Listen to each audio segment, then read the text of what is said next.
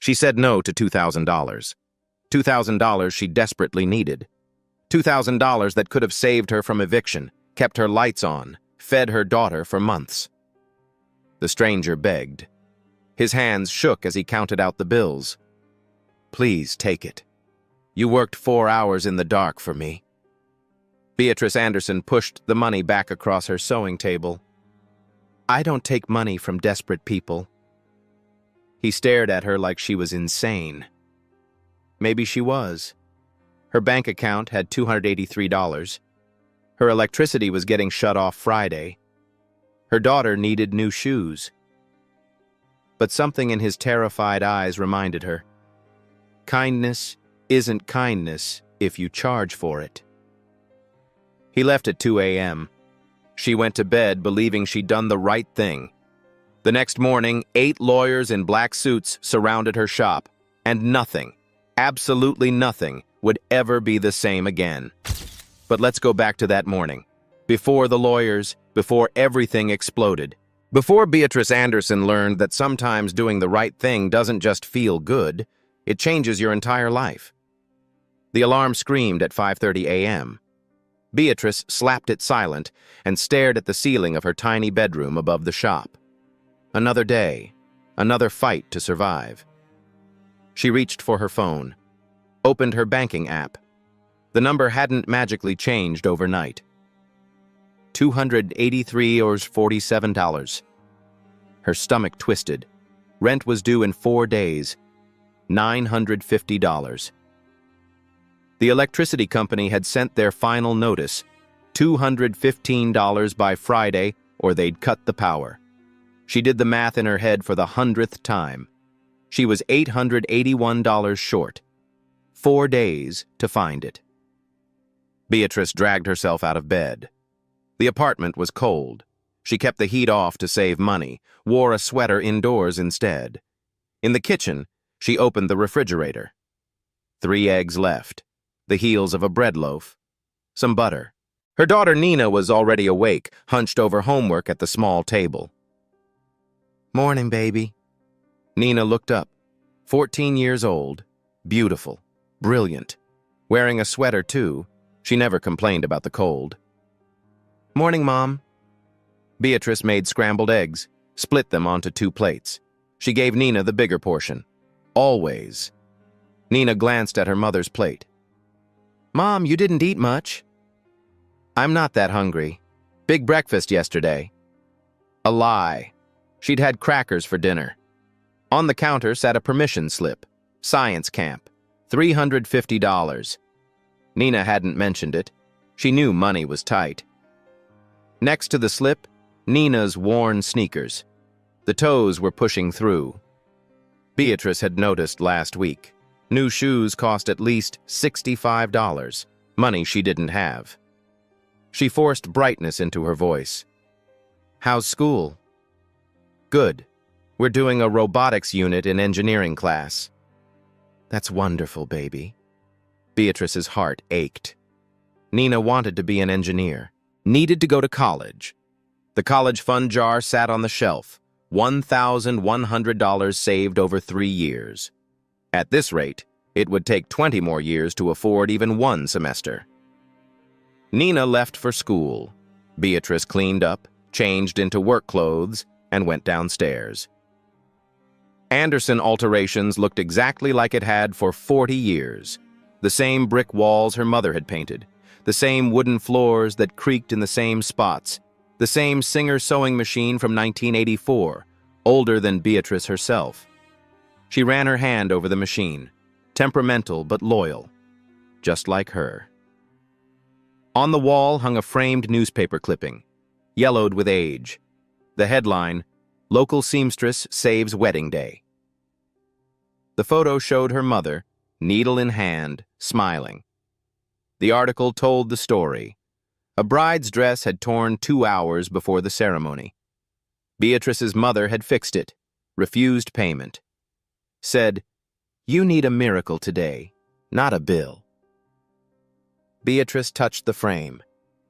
"I'm trying, Mama. I'm trying to be like you." But her mother had never mentioned how hard it was. How you could have character and still wonder how to pay rent.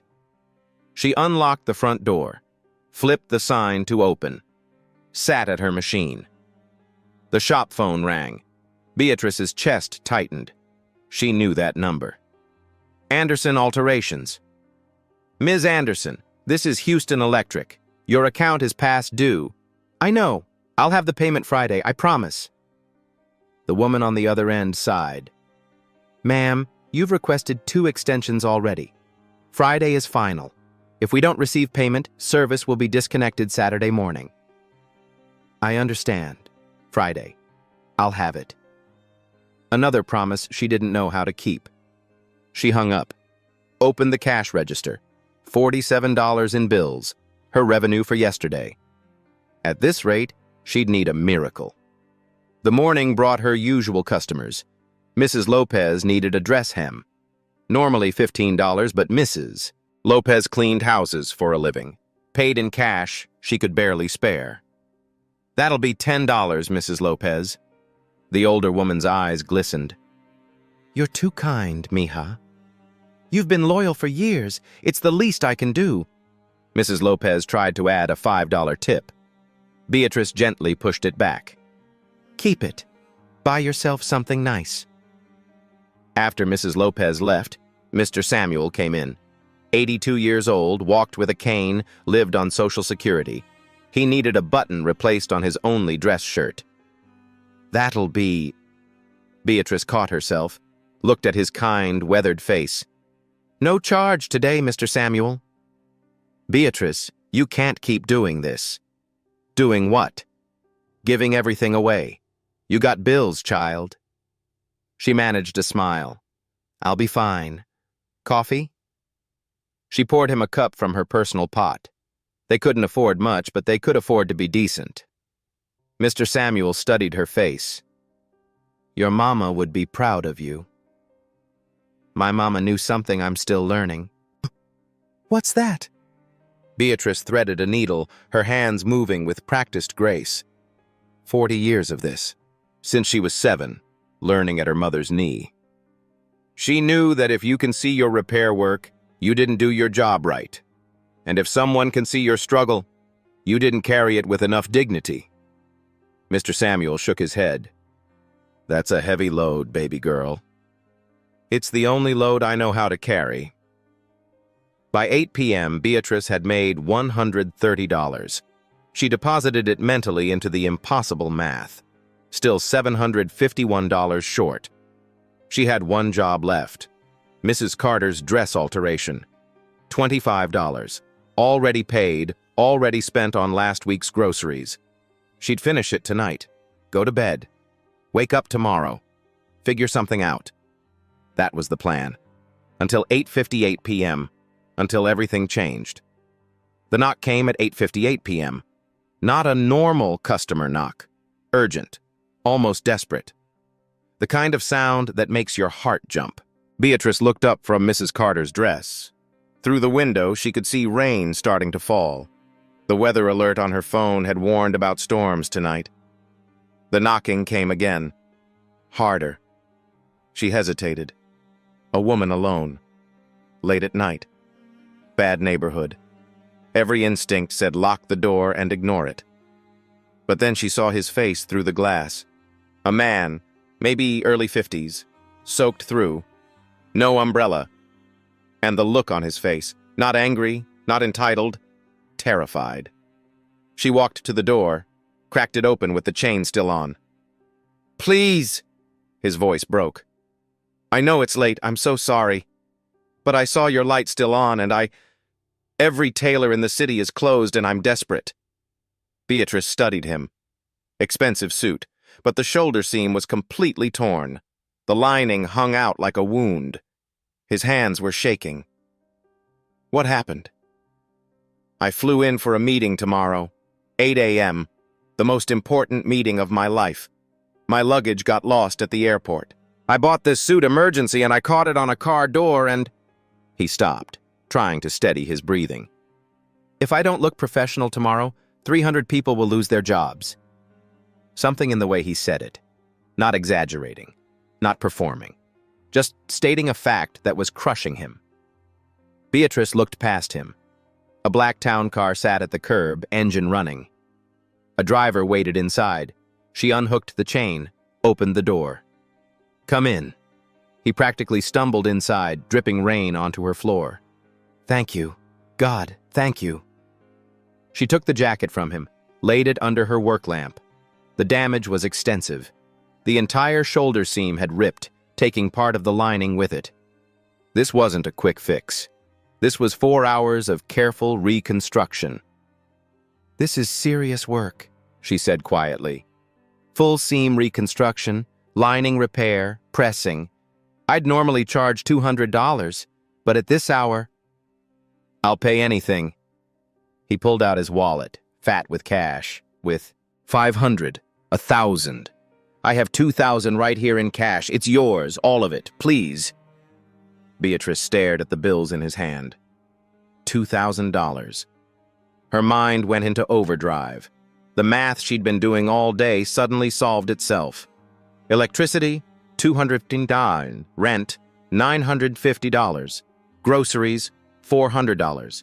Nina's shoes, $65. Science camp, $350. Still have $20 left over. Her hand started to reach for the money, then stopped. She looked at his face. Really looked. His eyes were red. From rain? Or had he been crying? A photo had fallen from his wallet when he pulled out the cash. A teenage girl in a white coat. Medical scrubs, maybe. He scrambled to pick it up, protective. "My daughter, Caroline. She's in medical school." Beatrice thought of Nina upstairs, asleep, dreaming of college she couldn't afford. She thought of her mother's newspaper clipping on the wall. "You need a miracle today, not a bill." She pushed his hand back, the hand holding $2,000. "No." He blinked. "What? I can't take your money." "But you need to be paid. This is 4 hours of work. You said..." "You're desperate," Beatrice said softly. "You're scared. Your daughter's future might depend on tomorrow." She gestured to the shut-off notice on her desk. He could see it. She didn't hide it. "I need money. Desperately. But not like this." "I don't understand." Beatrice sat down at her machine, started threading a needle. Her hands knew the motion so well she didn't need to look. "My mama taught me something. She said when someone's drowning, you don't charge them for the rope. You throw it. Free." Gregory's eyes filled with tears. "Why? You don't even know me." "I know you're a father trying to save people's jobs. I know you showed me your daughter's picture like she's your whole world. I know you're standing in my shop at 9 p.m. in the rain because you're out of options." She looked up at him. "That's enough." "But the bill's on your desk." "I'll figure it out. I always do." She managed a tired smile. "Now take off that jacket. We're burning 4 hours of night." He sat down hard in the chair across from her, put his face in his hands. His shoulders shook. "Thank you," he whispered. "I don't deserve this." "Kindness isn't about deserving, Mr. Gregory. Just Gregory." "Okay, Mr. Gregory. Now tell me about this meeting while I work." Outside, the storm intensified. Thunder rolled. The lights flickered once. Beatrice lit 2 candles just in case. She'd done this before. Hurricanes, blackouts, late nights when the power company shut her off. She could work in the dark if she had to. For the next 4 hours, neither of them knew that this moment, this choice, would change everything. But it would. The needle moved through fabric like a promise being kept. Beatrice's hands worked with the kind of precision that comes from 40 years of practice. Remove the damaged stitching, carefully, one thread at a time. Don't rush. Rushing ruins everything. Gregory watched from his chair, mesmerized. "You make it look like surgery." "It is surgery," Beatrice said without looking up. "Just on fabric instead of people." She examined the lining. Cheap thread on expensive fabric. That's why it had failed. Someone had cut corners on a $1,000 suit. Whoever made this used the wrong thread. That's why it ripped so easily. Gregory leaned forward. Can you fix it? I can fix anything. The question is whether it'll hold. She selected a spool from her collection. Heavy-duty polyester. The good stuff. But with the right materials, it'll be stronger than new. 9:47 p.m. 3 hours and 13 minutes until she had to be done. Outside, the rain became a downpour. Thunder cracked loud enough to rattle the windows. Gregory flinched. This storm, it'll pass. They always do. Beatrice's needle never stopped moving. Now tell me about this meeting. What's so important? He was quiet for a moment. Then, it's a merger. My company with another. $800 million. Beatrice's hands paused for just a second. 800 million. She couldn't even imagine that much money. If it goes through, 3 factories stay open. 300 people keep their jobs, keep their insurance, keep their homes. And if it doesn't? They close. Everyone gets laid off right before the holidays. Beatrice resumed stitching. So tomorrow isn't about you. It's about them. Yes. His voice cracked. But if I walk in looking like I can't even keep my own suit together, why would they trust me to keep a company together? Because appearance isn't everything. In my world, it's almost everything. She glanced up at him. Then your world needs better priorities. Gregory laughed. Actually laughed. The sound surprised both of them. You're right, he said. You're absolutely right.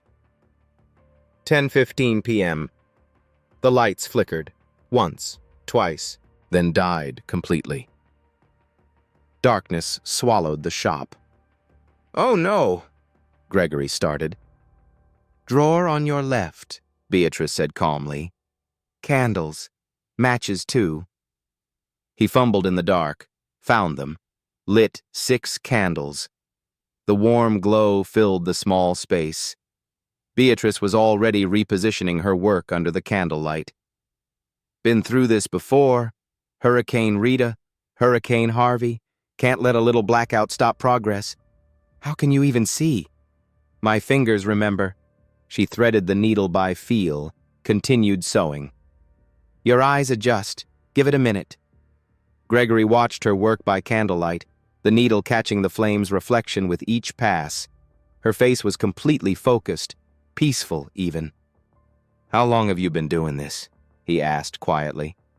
Since I was 7. Mama taught me. She learned from her grandmother.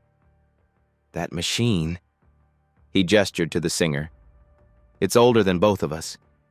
Beatrice smiled, patted it like a pet. 41 years old. Still runs perfectly. They made things to last back then. Things and values. Your mother. She taught you more than sewing, didn't she? Beatrice's hands slowed. She taught me that every stitch is a promise that you care, that you see the person who'll wear this, that you respect them enough to do it right. She looked at the newspaper clipping on the wall, barely visible in the candlelight. See that article? That was Mama. Wedding day, 1998. The bride's dress tore 2 hours before the ceremony. Mama fixed it. Worked 3 hours straight. The bride tried to pay. Mama refused. Why? Because the bride was crying. Because it was her wedding day. Because some moments are bigger than money. Gregory was quiet. Then, she sounds like you. I'm trying to be like her. Some days I succeed. Some days I wonder if I'm just being stupid. You're not stupid. You're extraordinary. Beatrice shook her head. I'm just doing what's right. That shouldn't be extraordinary. It should be normal. Be 11:30 p.m. Halfway done. The shoulder seam was reconstructed, reinforced. Now for the lining. Gregory's phone buzzed. He glanced at it, silenced it immediately. It buzzed again, and again. "You can answer," Beatrice said. "I won't be offended." It can wait. This can't.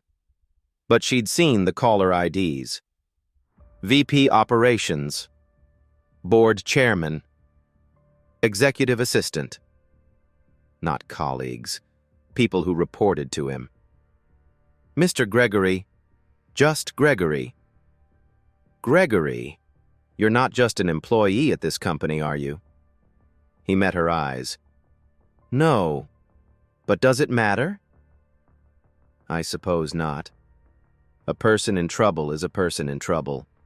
Doesn't matter if they're the janitor or the CEO. His expression shifted. Surprise. Respect. "You really mean that?" "Of course I do." Midnight. The power came back on. The sudden brightness made them both squint. Beatrice held up the jacket under the fluorescent lights, inspected every inch.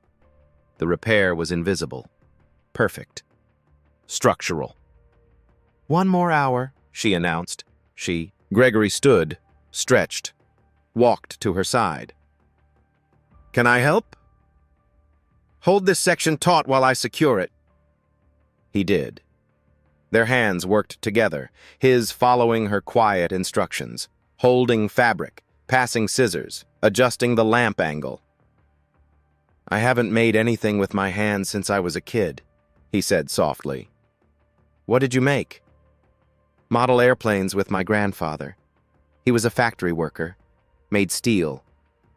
Honest work. He used to say, 'If your name's on it, make it worthy of your name.'" Beatrice smiled. "Mama said the same thing." They worked in comfortable silence. Two strangers who'd found an unexpected rhythm. A temporary partnership born of necessity but feeling like something more. 12:45 a.m. Gregory told her about Caroline, 22 years old, Johns Hopkins, pre-med, works 2 jobs while studying. "She refused my help, said she wants to earn it herself." "She sounds like someone I'd like to meet." "She'd love you. She believes in hard work, in dignity, in doing things right." He paused. "She's better than me." "She learned from you?" "No, she learned despite me." Beatrice glanced at him. "Give yourself more credit." 1:03 a.m. Final stitches. Beatrice's concentration was absolute, every movement deliberate. This wasn't just a repair anymore. It was a promise kept. She held up the jacket, inspected it under bright light, moved it, stretched the fabric, checked the seams. Done. Gregory put it on. The fit was perfect. He moved his shoulders, no pulling, no stress. He studied himself in the small mirror on her wall. "I can't even see where it was torn." That's the point. Good repair work is invisible. He touched the shoulder seam with something like reverence. "This is better than when I bought it. I reinforced the weak points, used proper thread. It won't fail again. You didn't just fix it, you improved it." Beatrice was already cleaning her workspace, putting away thread, organizing needles. "That's what you do when you care." Gregory checked his watch. 1:16 a.m.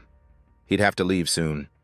Get a few hours of sleep, shower, prepare for the meeting that would decide 300 people's futures. He reached for his wallet. And what happened next, what Beatrice said next, would echo through both their lives forever. Gregory pulled out his wallet, the same thick stack of bills from earlier. "You saved my life tonight." He counted out bills. 10, 20, $2,500 bills. $2,500 for 4 hours of emergency work. He laid the cash on her work table. More money than Beatrice had seen in one place in years. Her eyes locked on it. Her brain did the math automatically. Every bill paid. Every problem solved. Nina's shoes, the science camp, Groceries for 2 months. Her hand moved toward the bills, fingers almost touching them, then stopped. She pushed the money back across the table. No. Gregory stared. What? I can't take it. But you earned it. 4 hours, through a storm, by candlelight. His voice rose with confusion. This is fair payment. It's not fair. Beatrice kept her hand on the bills. You're desperate. You're scared. I don't take money from people who are drowning. But you need it. He gestured at the shut-off notice on her desk. I can see your bills. I do need it. Desperately. Her voice was steady. But if I take it, what I did stops being kindness. It becomes a transaction. What's wrong with a transaction? Nothing. Usually. She met his eyes. But you came to my door at 9 p.m. in the rain because you'd run out of options. You were terrified. You trusted me. She pushed the money firmly into his hands. If I take this, that moment becomes different. It becomes me taking advantage of your fear. And I won't do that. Gregory's hands shook. Tears ran down his face. Nobody's ever... He couldn't finish the sentence. Beatrice felt her own eyes sting. Take that money. Put it toward your daughter's education. Go save those 300 jobs. That's enough payment. People like you don't exist. We exist. We're just usually too tired for anyone to notice. He wiped his eyes. Can I at least leave my contact information? In case you or your daughter ever need anything? He pulled out a business card, then stopped. Put it back. Instead, he tore a piece of paper from her notepad, wrote, Gregory, and a phone number. Just in case. No pressure. Beatrice took the paper, folded it. Thank you. Outside, the Blacktown car's engine started. The driver had been waiting over 4 hours. A man in a suit stepped out with an umbrella. Mr. Ashford, we should go. You need rest before the board meeting. Mr. Ashford. Beatrice noticed the name but was too exhausted to think about it. Gregory nodded. 2 minutes, James. He turned back to Beatrice, extended his hand. She shook it. His grip was firm, grateful. He held on for a long moment. I'll never forget this, he said. Ever. Go save those jobs, Gregory. He smiled through tears. I will. Because of you. At the door, he paused. What's your full name? Beatrice Anderson. Beatrice Anderson. He repeated it like memorizing it. Thank you for reminding me what matters. The car door closed. The town car pulled away into the night. The rain had stopped. Just wet streets reflecting streetlights. Beatrice locked the door, stared at her empty work table where $2,500 had been minutes ago. Her hands were shaking now. The adrenaline is fading. The reality setting in. She'd just turned down enough money to solve every problem in her life. Was she crazy?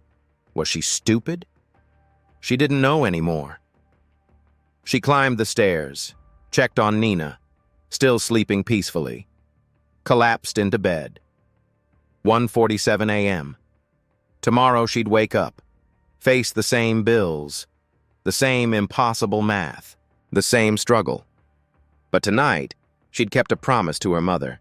She'd thrown someone a rope without charging for it. That had to count for something. She fell asleep believing she'd done the right thing. She had no idea that in less than 9 hours, 8 lawyers would surround her shop, and nothing would ever be normal again. The alarm went off at 7 o'clock a.m. 4.5 hours of sleep. Beatrice's body ached everywhere. Her fingers were stiff. Her back hurt from hunching over the machine. But she got up, made Nina breakfast, forced a smile. You look tired, Mom. Late customer. I'm fine, baby. Nina left for school. Beatrice went downstairs, flipped the sign to open, made coffee, sat at her machine. A normal morning, just another day. Except it wasn't. 9:45 a.m. A black SUV drove slowly past her shop. Once, twice, then parked across the street, engine running. 2 people inside, just watching. Beatrice noticed but didn't think much of it. 10:15 a.m. A different black car. A woman in a sharp suit got out, walked to Beatrice's window, stared inside, pulled out her phone, made a call while looking straight at Beatrice, then drove away. Mr. Samuel looked up from his crossword. That was strange. Very strange, Beatrice agreed. Her phone rang. Unknown number. Anderson Alterations. Is this Beatrice Anderson? A man's voice, professional, cold. Yes, who's calling? Please confirm your business address. Beatrice gave it, confused. What is this about? You were open last night? Around 9 p.m.? Her stomach tightened. I had a late customer, why? Thank you for confirming. Click. Beatrice stared at her phone. What was that? 10:42 a.m. Nina called, voice scared. Mom, there's a weird car outside school. A man came to the office asking about me. The secretary called security. Beatrice's heart dropped. What did he want? Questions about our family, our address? Mom, I'm scared. Stay inside. Don't leave with anyone but me. Beatrice called the school. The secretary confirmed it. A man in a suit. Had credentials from a law firm. What law firm? Ashford something. Ashford. Like the driver had called Gregory last night. Mr. Ashford. Beatrice's hands started shaking. 10:47 a.m. All 3 vehicles' doors opened at once. 8 people stepped out. Dark suits, briefcases, moving toward her shop in formation. Beatrice backed away from the door. Mr. Samuel stood. Beatrice, I'm calling 911. The lead man reached her door, opened it. Ms. Beatrice Anderson? Her voice trembled. Who are you? He pulled out credentials. Richard Sterling, Senior Legal Counsel for Ashford Industries. We need to speak with you immediately regarding last night. I just fixed a suit. Beatrice's voice cracked. I didn't do anything wrong. His expression was unreadable. We know. That's exactly why we're here. Close your shop, now. Richard Sterling's voice left no room for argument. Beatrice looked at her customers. Mrs. Lopez clutched her purse. Mr. Samuel had 911 dialed on his phone, finger hovering over the call button. I'm not closing anything until you tell me what's going on. A woman stepped forward, tailored suit, confident. Ms. Anderson, I'm Melanie Brooks, VP of Communications. What we need to discuss is sensitive. We need privacy. Privacy for what? Am I being sued? No. Richard's face remained stone. But we need to talk about Gregory Ashford and what you did for him last night. Gregory, the man with the torn suit, the desperate father, the one who'd offered her $2,000. What had she done wrong? I helped someone. That's not illegal. It's not. Melanie's voice softened slightly. But it is unusual, especially when that someone is Gregory Ashford.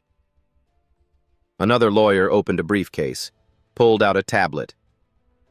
Ms. Anderson, do you follow business news, financial markets? Beatrice's patience was fraying. I barely have time to sleep. No. That explains it. He turned the tablet toward her. Forbes magazine cover. The face she'd spent 4 hours with last night stared back at her. The headline, Gregory Ashford, the reluctant billionaire reshaping American manufacturing. Below it, $4.2 billion net worth. Beatrice's vision blurred. She reached for the table to steady herself. That's him. That's Gregory. Gregory Ashford, Richard confirmed. CEO and founder of Ashford Industries.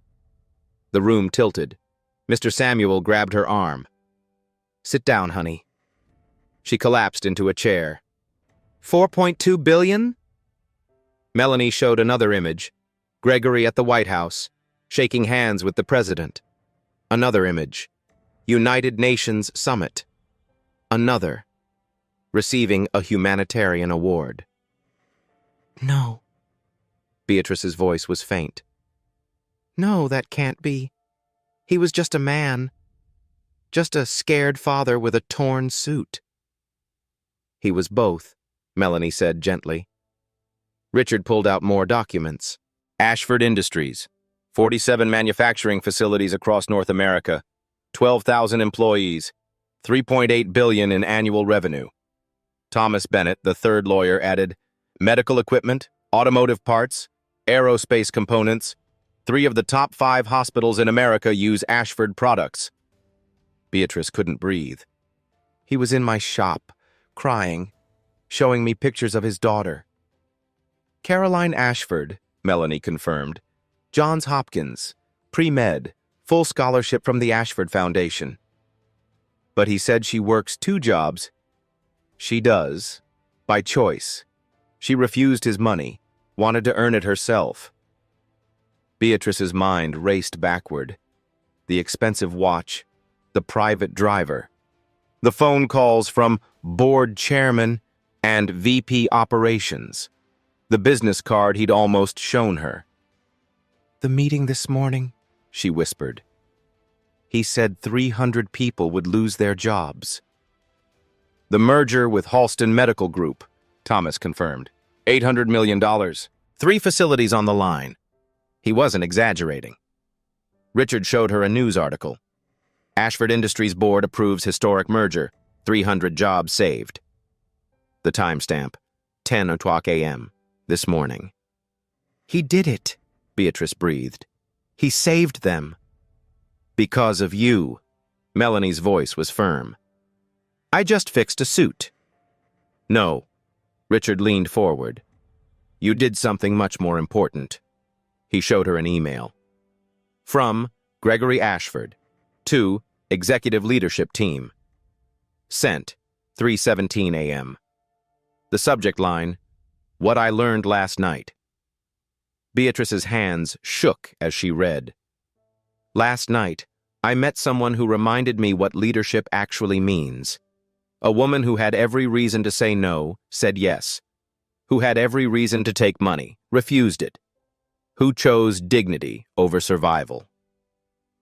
I've spent 25 years building this company. Tonight, a seamstress taught me more about character than I learned in all those years. Tomorrow, I walk into that boardroom remembering, it's not about the bottom line, it's about the people. Gregory. Tears blurred Beatrice's vision. He wrote this? About me? He sent it to 200 executives at 3 a.m., Melanie said, before the board meeting. He told them your story. Thomas pulled up board meeting minutes. Direct quote from the chairman. Mr. Ashford's composure and clarity were remarkable. When challenged on the merger's risks, he spoke about leadership, character, and responsibility in ways I've never heard from him. Another board member noted, Richard added, something changed in Gregory. He seemed human. Beatrice was crying now. I was just trying to help. That's exactly what changed him, Melanie said. You treated a billionaire like a person. You saw his fear, not his bank account. You gave him what money can't buy, dignity. Richard showed another screen. Twitter. Multiple trending hashtags. The suit that. Saved jobs. 47,000 tweets. Billionaire. And seamstress. 89,000 tweets. News headlines scrolling. Mystery seamstress saves Ashford deal. Houston Tailor becomes overnight sensation. The woman who said no to $1,500. How does anyone know about this? Beatrice whispered. Gregory told the board, Thomas explained. Someone leaked it to the press. It went viral in 2 hours. Beatrice stood up too fast. The room spun. This can't be real. I'm nobody. He's a billionaire. This doesn't make sense. Her knees buckled. Melanie and Mr. Samuel caught her. They lowered her back to the chair. Melanie pulled out smelling salts. Beatrice came 30 seconds later. "I'm sorry, It's a lot to process," Melanie said kindly. "Why are you here?" Beatrice's voice was small. "Why did you bring lawyers?" Richard and Melanie exchanged glances. "Because Gregory Ashford is on his way here, right now. He'll arrive in 10 minutes. And Ms. Anderson," Thomas added, opening another briefcase full of documents. "He has a proposal for you." "What kind of proposal?" Richard spread papers across her work table. Architectural plans, legal contracts, financial projections. "One that will change your life, if you'll let it." Beatrice stared at the documents. Her name was on them. Beatrice Anderson, Director of Tailoring Services. Numbers she couldn't comprehend. Diagrams of her shop, expanded, renovated. "What is all this?" "Your future," Melanie said softly. "If you want it." Outside, a car pulled up, more expensive than the others. Security personnel stepped out first, then Gregory Ashford, the man she'd spent 4 hours with last night, the man she'd refused money from, the billionaire she'd treated like any other desperate person who needed help. He walked toward her door, and Beatrice realized nothing would ever be the same again. Gregory Ashford walked through the door, the same man from last night, but different. Security flanked him. An assistant held an umbrella despite no rain. Reporters shouted from behind police barricades. "Mr. Ashford, who is this woman?" "Gregory, is the merger story true?" He ignored them, walked straight to Beatrice. "Beatrice, thank you for seeing me." She stood on shaking legs. "You're really him, the billionaire." "I'm really him." He gestured to the lawyers. "Can we have the room? Just us?" Richard hesitated. "Sir, the contracts can wait, please." The lawyers stepped out. Mr. Samuel started to leave. "Stay," Beatrice said. She needed someone on her side. Gregory sat across from her, eye level, equal. "I owe you an apology. For the circus, for the shock, for not telling you who I was." He paused. "But if I had, would you have treated me the same?" She thought about it. "No, I would have been nervous. Different." "Exactly. I needed someone to see me, not my money. Just me. You did that." "I just fixed a suit." "No, you fixed me." "You fixed..." He pulled note cards from his pocket. His handwriting covered them. "My presentation notes from this morning, written at 4 a.m. after leaving you." He spread them on the table. Character over capital. Dignity over dollars. People before profit. "Every argument came from our conversation," Gregory said. "When the chairman challenged me, I didn't cite data. I told him about you." Beatrice's breath caught. "You told them?" I said, "Last night someone gave me everything when I had nothing to offer. She trusted me. Risked her time for 300 people she'll never meet. If she can do that, we can do this." His voice cracked. The room went silent. Then the chairman voted yes. Tears streamed down Beatrice's face. 300 families still have jobs because you said no to money." Mr. Samuel wiped his eyes. Gregory took a breath. "Last night, you gave everything and asked for nothing. Today, I'm asking you to accept something. Not payment. Partnership." "Partnership?" He called the lawyers back. They spread documents across her table. Architectural renderings, legal contracts, financial projections. "What is this?" Beatrice whispered.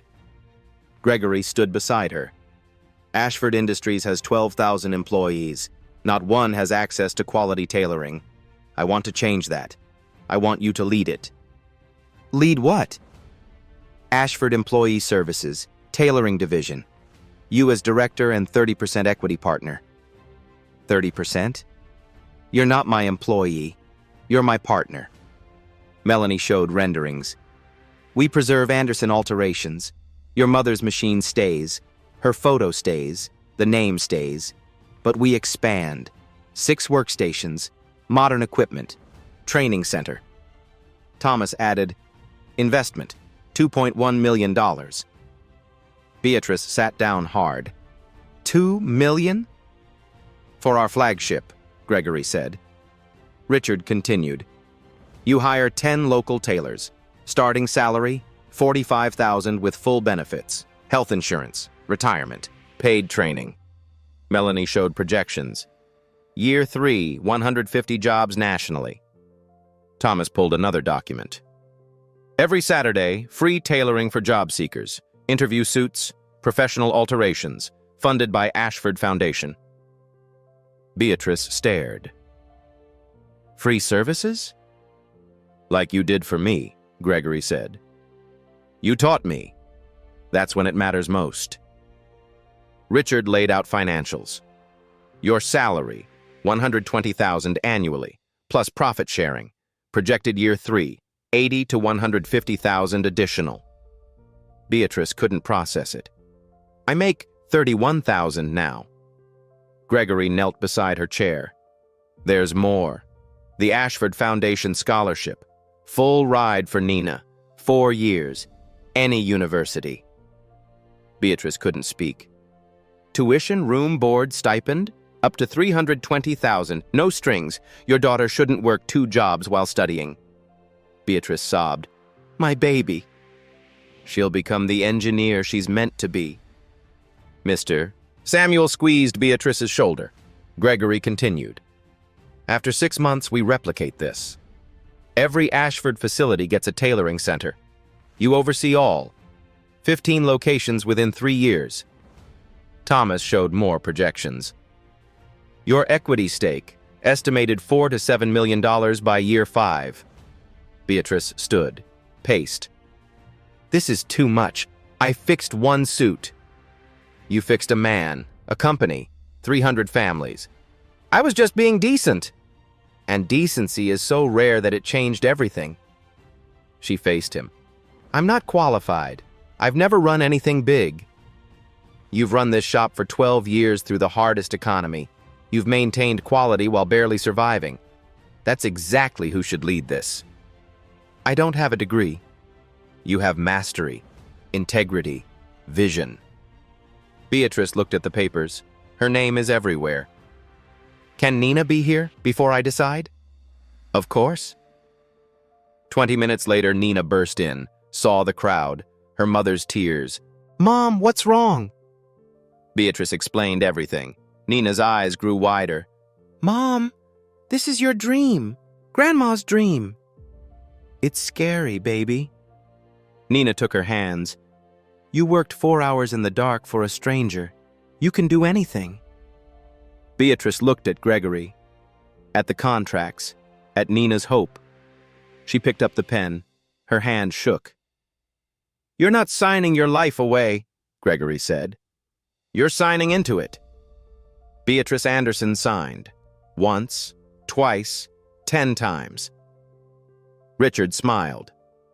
Welcome to Ashford Industries, Director Anderson. Gregory pulled out a small box. Professional sewing kit. Gold scissors. Finest thread. Card inside. Every master craftsperson deserves master tools. Gregory. Beatrice held the scissors, cried. It's too beautiful. You're too talented to struggle anymore. Let me fix that. She looked at Nina, at Mr. Samuel, at Gregory. At her future, it is impossible and real. She'd said no to $2,000 and gained everything. 6 months later, the neighborhood didn't just change, it transformed. Month 1, construction. The first day, construction crews arrived at 6 a.m. Beatrice stood on the sidewalk, coffee in hand, watching them work. They preserved the original brick facade.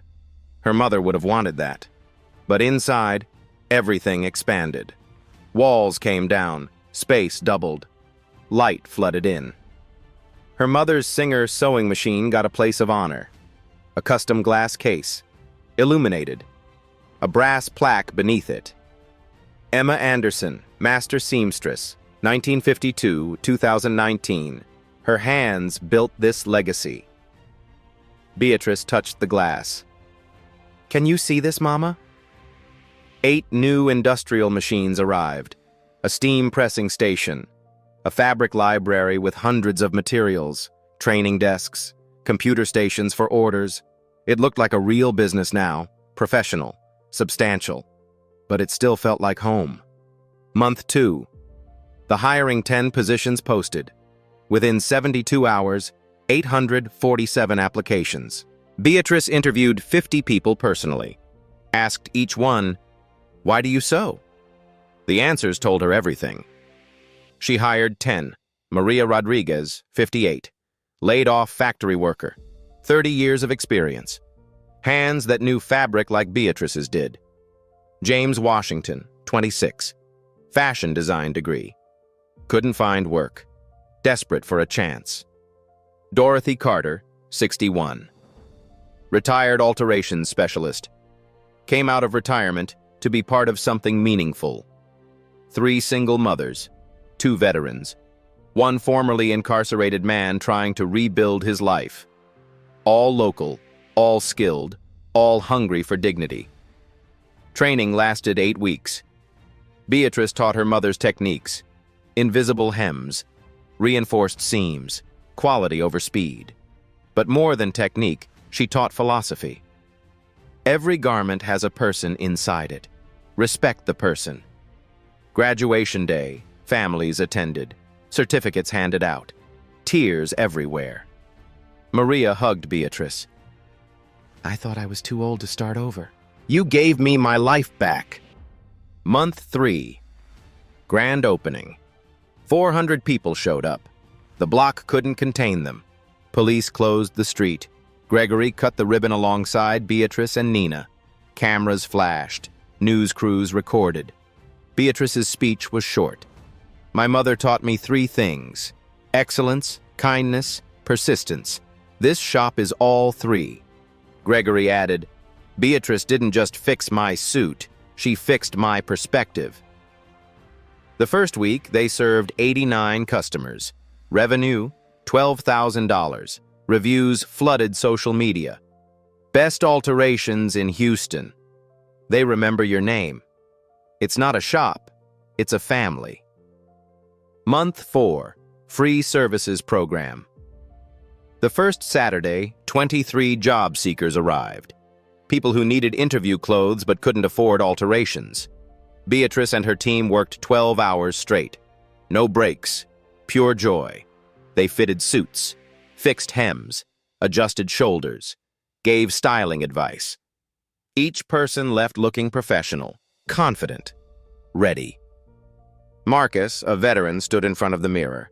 His suit fit perfectly now. He stood taller. I forgot what pride felt like, he whispered. Janelle, a single mother, tried on her altered blazer. I have a law firm interview on Monday. Now I look like I belong there. By month 4, 87 people served free. 61% got jobs within 30 days. The data was undeniable. Good clothes opened doors. Month 5, Nina's future. The acceptance letter came from Howard University. Full ride. Pre-med track. Beatrice and Nina cried in each other's arms for 20 minutes. Grandma would be so proud of you, Mom. She'd be proud of us both, baby. The Ashford Foundation Scholarship, $320,000, 4 years covered. Books, housing, everything. Nina would become a doctor without debt, without struggle. The cycle was breaking. Month 6, National Expansion. The Philadelphia location opened at Ashford Industries headquarters. Beatrice cut another ribbon. The press covered it. Employees cheered. 8 new local hires trained by her Houston team. The model replicated perfectly. 6-month numbers for Houston flagship. Revenue, $240,000. 40% above projections.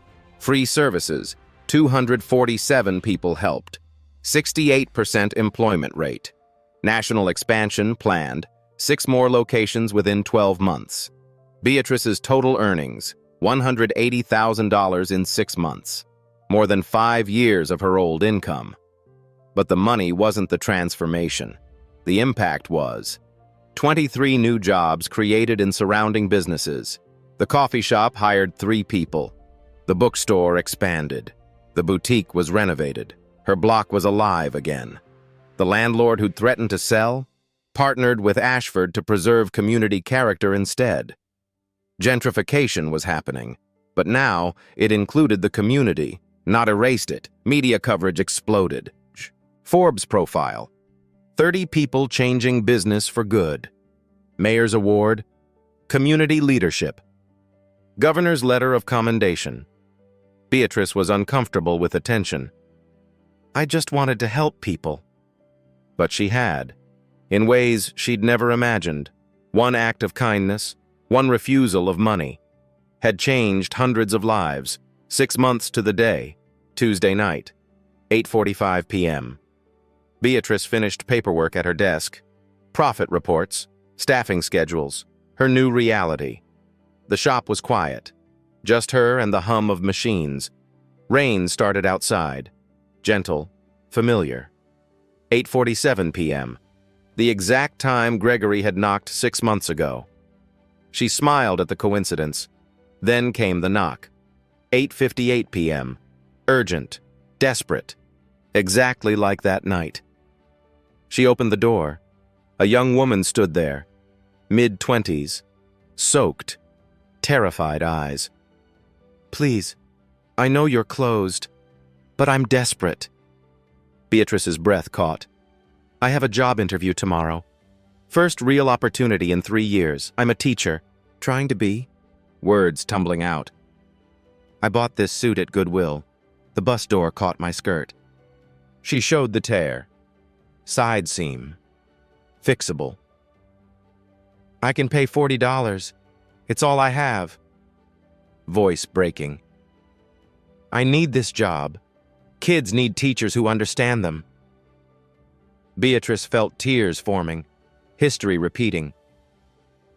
Come in. She examined the tear. 30 minutes of work. How much? Nothing. It's free. What? No, I can pay. I know, but you shouldn't have to. Beatrice threaded her needle. Someone invested in me once. I'm keeping the circle going. The woman cried. While working, they talked. Her name was Sarah. Wanted to teach 3rd grade. Had a teacher who changed her life. Ms. Washington. Beatrice's hands paused. Washington? Dorothy Washington. She saw something in me nobody else did. Dorothy Washington works here. She's one of my seamstresses. Sarah's face lit up. That's my grandmother. They hugged, both crying. She talks about you every Sunday, Sarah said. Says you're changing the world. I'm just fixing clothes. No, you're fixing lives. 30 minutes later, the skirt was perfect. Get that job. Then help someone else someday. That's how you thank me. I promise. Sarah left into the rain. A car pulled up. Gregory stepped out. Their weekly coffee routine. Saw that? Old habits? Best habits. They sat with coffee. Comfortable silence. You know what's wild? Beatrice said. What? If I'd taken your money that night, this would have ended there. A transaction. You'd feel better. I'd pay bills. We'd forget each other. But you said no. I said no, and that no became the biggest yes of my life. Gregory smiled. Mine too. Outside, the rain stopped. Stars breaking through clouds, the shop sign glowed warm. Her mother's machine is visible through the window. Legacy continuing. "Think Sarah will get the job?" Gregory asked. Beatrice smiled. "I fixed her skirt. She'll do the rest." That's how it works. That's exactly how it works.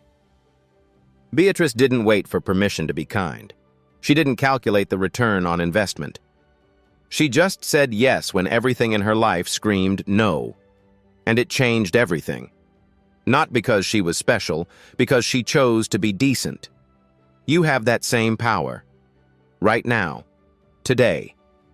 Someone in your life is desperate, needs help, needs a yes when everyone else says no. Your kindness might not make headlines, but it might change a life. Beatrice said no to $2,500 and gained millions, not in money, in meaning. What could you gain by saying yes to kindness? If this story moved you, share it. Someone needs to hear it today. What would you have done in Beatrice's position? Tell us in the comments below. Like this video if you believe kindness still matters. Subscribe for more stories where ordinary people do extraordinary things. Because the world changes one choice at a time. One stitch at a time. At Black Voices Uncut, we don't polish away the pain or water down the message. We tell it like it is because the truth deserves nothing less.